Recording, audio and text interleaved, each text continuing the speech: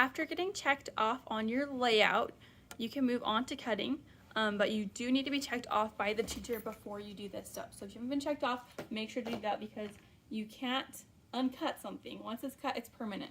The other thing is make sure that your straight green arrow is parallel to your selvage and your fold. You also want to make sure that you pinned very well. So every like 3 to 5 inches you want to have a pin, especially on a curve. You might want to put extra on a curve because it's a little bit trickier to cut there. We're going to be using our scissors to cut here, and I'm actually going to start with the front. I won't cut all of it in the video just for the sake of time, but I will cut a little bit so you can kind of get an idea of what you're doing. So I'll start up here at the top, and I'm going to cut down until I get to this notch. And you probably can't see it super well, but there is a notch there. There's a little notch, and when I get to a notch, I have 2 options, okay?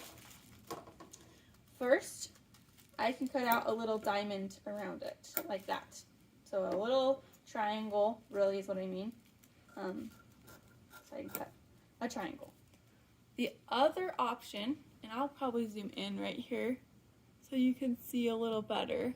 I'll try and put this in that frame. 1 second. Okay, there you go.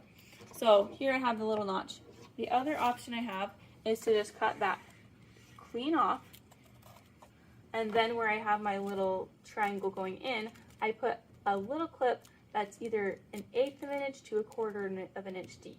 It's not going to go past my little triangle because I don't want it to cut a hole into my fabric. But if I just cut a little one, that's going to just be my seam allowance. You're not going to notice it, and it's actually a more accurate way of marking your notches because there's one exact point, one exact little clip, instead of an ambiguous triangle where you're like, somewhere in there was where my notch was, and that's where it's supposed to land. So this is more exact. That's what I prefer to do, but different people prefer different things. Hopefully you could kind of see what I did. But I just did a little clip 1/4 of an inch into the notch. And then I'm just going to continue cutting around my pieces. I'm going to make sure that I've been cutting 2 layers, right? Because I need 2 mirror images for my front. So this is 2 layers.